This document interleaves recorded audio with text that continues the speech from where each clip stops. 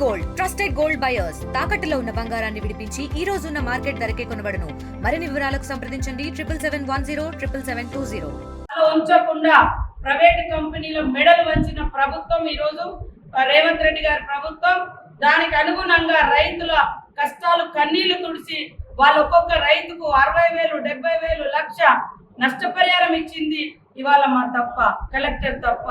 ఈ రోజు ఆ నరసింహమూర్తి అంటాడు కేటీఆర్ దగ్గర, నా యావత్ ఆస్తి అమ్మైనా పర్వాలేదు, కలెక్టర్ మాత్రం ఇక్కడ ఉంచొద్దు, ఈ రాష్ట్రంలో ఉంచొద్దు అంటే ఇది ఎవరి ప్రయోజనాలు? అంటే ఒక వ్యక్తి ఇవాళ దళారీ వ్యవస్థ చేస్తాడు, సింజెంటా కంపెనీకి ఏజెంట్గా పనిచేస్తాడు, వాళ్ళ విత్తనాలు తీసుకొచ్చి అమ్ముతాడు, రైతులు నష్టపోతారు. రైతులను నష్టాన్ని మేము అంచనా వేసి కలెక్టర్ ద్వారా, డిఏఓ ద్వారా, ఏఓల ద్వారా, మరి ఎంఆర్ఓల ద్వారా కమిటీలు వేసి మొత్తం సేకరించి వాళ్ళకి నష్టపరిహారం ఇస్తే ఇవాళ కలెక్టర్ మంచోడు. వేసి కొంతమందికి పనిచేసే పరిపాలకులు ప్రజల కోసం, పేద ప్రజల కోసం పనిచేయకుండా దళారీల కోసం, ఏజెంట్ల కోసం పనిచేసే అధికారులు ఉంటే మీకు మంచిదా? దీని మీద స్పష్టత తెలియచేయాలని కోరుకుంటూ ఆయన మాట్లాడుతుంటే మరి అందరికి వీడియో షేర్ చేస్తాం. అంటే ఎట్లాంటి దళారులను వాళ్ళ మీరు దగ్గర పెట్టుకొని ఆయన నిలబెట్టిందంటే కలెక్టర్ మనం తప్పు చేసినాం, కొంతమంది చావులకు కారణమైనరు, డబ్బులు తీసుకున్నారు, అలాంటి వాళ్ళకి ఈలలు వేసుకుంటే చప్పట్లు కొట్టించుకుంటా కేటీఆర్ గారు కూడా నమస్తే అని దండం పెట్టే పరిస్థితి వస్తే వాళ్ళు ఏం చేసిర్రు ఏంది అనేది వివరాలు ఇవ్వకుండా ఇవాళ యావత్ ఆస్తిని నువ్వు నీ ఆస్తి ఎవరికి కావాలరా బాబు? పబ్లిక్ ఆస్తులంతా దోసుకొని దాచుకొని ఇవాళ రైతుల చావులకు కారణమైనరు, రైతులకు నష్టాన్ని భరించే విధంగా ఆ కంపెనీల నుంచి వాళ్ళ మెడలు వంచి ఇప్పించడం జరిగింది. అంటే రైతులకు సేవ చేసి ఈయన మెడలు వంచినందుకు కలెక్టర్ను వదిలిపెట్టద్దు.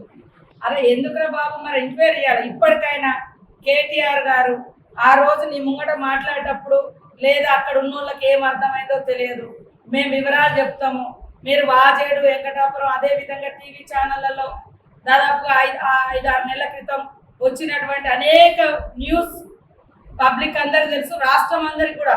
హైదరాబాద్ నుంచి కూడా మీడియా సోదరులు కొంతమంది అక్కడ దాకా వచ్చి కూడా విజువల్ చేసిర్రు, వీడియోలు చేసిర్రు. ఎందుకు అంటే నరసింహమూర్తి లాంటి వాళ్ళు అక్కడ రైతుల యొక్క అమాయకత్వాన్ని ఆసరా చేసుకొని మరి నకిలీ విత్తనాలు ఇచ్చి వాళ్ళ నష్టానికి కారణమైనరు, వీళ్ళని ఆదుకోవాలనే ప్రతి ఒక్కరు ఆ రోజు డిమాండ్ చేయడం జరిగింది. దాని ప్రకారంగా మేము స్పందించి మరి కలెక్టర్ గారు అధికారి కాబట్టి ఆదేశించి మంత్రి గారు తుమ్మల నాగేశ్వరరావు గారు కూడా ఆ రోజు వచ్చి చెక్కులు పంచడం జరిగింది. ఇక వీళ్ళు ఎట్లా అడ్డుకుంటారు అనేది మీరు ఆ రోజు చూసారు. మేమేమో రైతుల చెక్కులు పంచడానికి పోతుంటే మరి వేరే కారణాలు తీసుకొచ్చి రోడ్డు మీద ధర్నాలు చేసి ఏదో హంగామా చేసారు.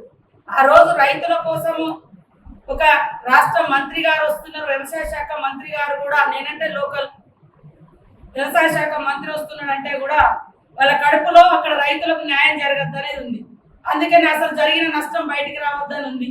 దాంతో వేరే సమస్య మీద పర్మిషన్ లేకుండా కొద్దిగా వేరే తెల్లారి పెట్టుకోమన్నా కూడా ఆ రోజే కావాలని చేసింది. ఎందుకంటే రైతులకు నష్టపరిహారం ఇవ్వద్దు, వాళ్ళ దళారీలను కాపాడాలనే ఉద్దేశంతో ఇక్కడ ములుగులో కూడా బీఆర్ఎస్ నాయకులు వివరించారు.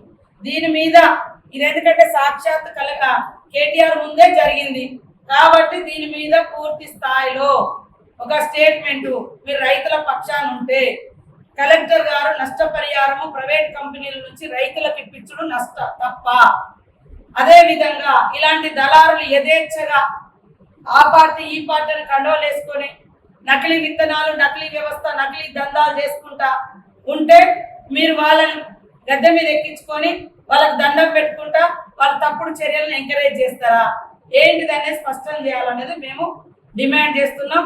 ముఖ్యంగా కన్నాయగూడెం, వాజేడు, వెంకటాపురం ఈ 3 మండలాల రైతులకు న్యాయం చేసిన కలెక్టర్ను ఎందుకు శిక్షించాలని మీ దళారి నరసింహమూర్తి మాట్లాడిండో మీరు స్పష్టం చేయాలని కూడా మేము ఈ సందర్భంగా డిమాండ్ చేస్తాం.